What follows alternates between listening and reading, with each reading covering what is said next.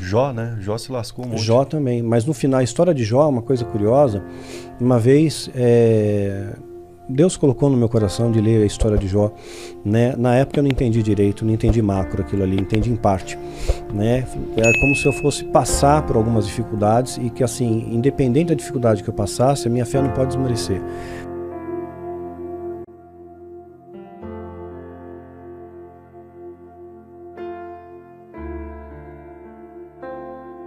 Né? Porque se você deixar de ter fé, deixar de ter esperança, né, você morre em vida. E acho que a pior das mortes é você morrer em vida.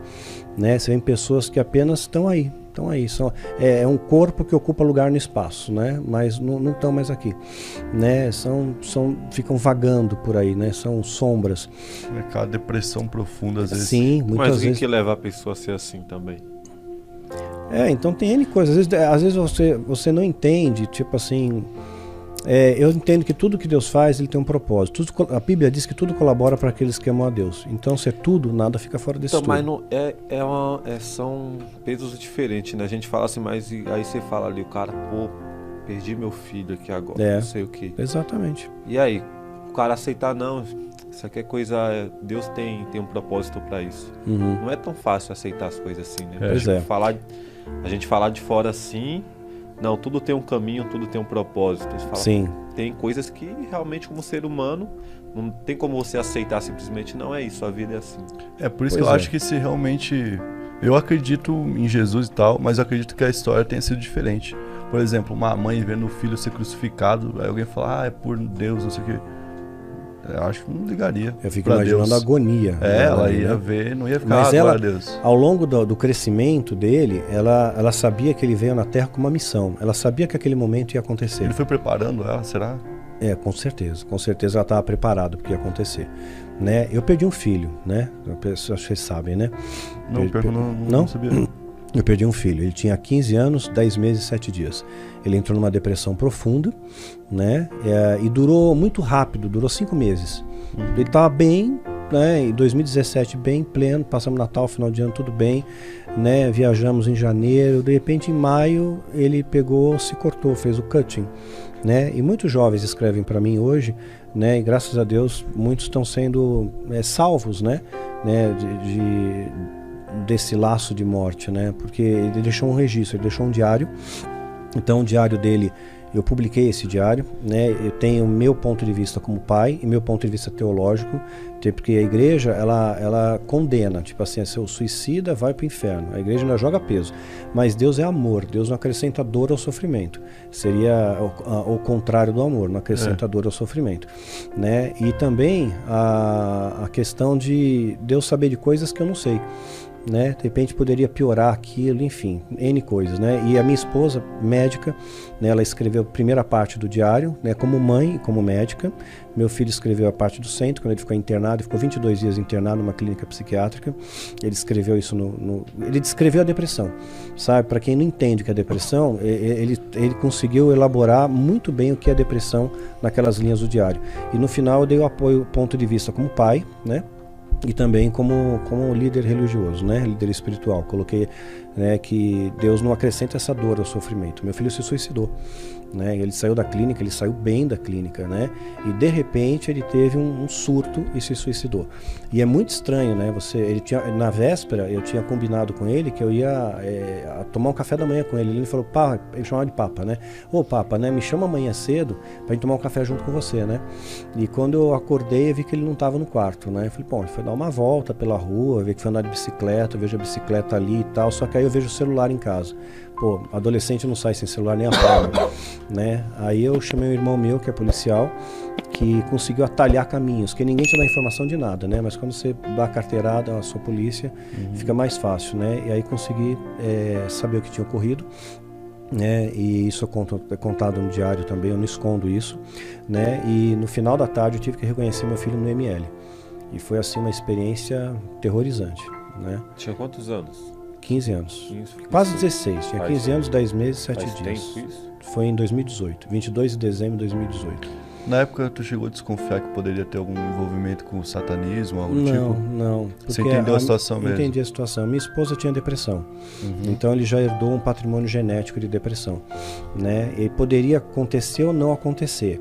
Teve algum fator desencadeante, teve algum gatilho que ele entrou em depressão e teve traços borderline. Estava sendo tratado tudo, né? Mas, infelizmente, muitos jovens acabam optando pela morte em vez de lutar pela vida. E hoje eu vejo que pelo Diário do Micael não é comercializado, não ganho dinheiro com isso. Entra no meu portal www.danielmastral.com.br e você baixa gratuitamente, né? E eu recebo relatos de muitos jovens que, iam se matar e desistiram. Jovens que de repente, olha, eu pensei, eu estava escondendo dos meus pais o meu sentimento, tentando camuflar a dor que eu estou sentindo, a depressão que eu estou sentindo, né? E agora eu tomei coragem, contei para meus pais. Os pais começaram a prestar mais atenção nos filhos, começaram a ver, esse menino está muito quieto, caiu o rendimento na escola, não sai do quarto, né? Não está mais socializando, tem alguma coisa estranha ali. Mas agora que depressão está sendo levada como doença, né? E só em algumas casas ainda. Acho que a maioria das casas no Brasil, se a pessoa fala que está com depressão, os outros vão falar que é frescura. Fala que é frescura. Não é? Exatamente. Agora que tem tratamento, eu faço tratamento para depressão, porque evidentemente, né, você perde um filho, você entra numa curva depressiva, você tem estresse pós-traumático, tudo. Mas como que você sabe que você tem depressão? Qual o ponto de saber não realmente? Quando eu acho que tu tem dificuldade para seguir tua vida, Sim. E tu enxerga que tu já tá tendo motivo para não ter aquela dificuldade. Mas todo Aí tu fala, eu acho que tá faltando algum... Eu acho que é uma deficiência até química, cara, tá ligado? É química. É de produção você não química. produz mais serotonina, dopamina. Não vai ter nada que vai te deixar feliz, entendeu? Você precisa corrigir isso de alguma forma, seja com medicamento ou com terapia. Medicamento, aí... entendeu? Aí tem uma interferência ele equilibra quimicamente o seu cérebro, né? Mas aí você vai entrar num vício. Tipo, como você vai injetar não, eu já tô começando a desmamar. Eu já tô desmamando. Né, já estou começando a tirar a medicação, né? Então tudo depende de como você tá, seu estado emocional. Faço terapia também, que é importante, né? Pôr para fora, extravasar. A terapia, você drena o abscesso da alma, né? Então uma dor que você tem na alma, um abscesso cheio de pulso, você está drenando, você põe aquilo para fora, né? Num local que você não vai ter julgamento, ninguém vai te julgar. Você vai resolvendo, né? Vai resolvendo. Então você vai entendendo o problema. Ideações suicidas, eu cheguei a planejar suicídio, tudo, né? Mas aí eu falei, não, eu preciso lutar pela vida, porque Deus tem um propósito para mim, né? E eu não queria abandonar minha esposa também, né? Minha esposa é parceira de 27 anos comigo, né? E minha esposa faleceu tem 45 dias. Parada cardíaca, né? Foi dormir e foi do jeito que ela sempre pediu para Deus. Falou, Deus, se um dia você me levar, eu quero estar dormindo. Quero fechar os olhos aqui e acordar nos céus. E Deus atendeu esse pedido dela, né? Então, 45 dias ela faleceu. Tô sem a minha parceira aí. Pô, Lamento aí, cara. Pois é. Mas complicado, né? Mas eu não desisti de viver. Mas você tem fé, né? Então tenho. Não é uma despedida eterna, né? Não é eterno. Eu vou reencontrar eles.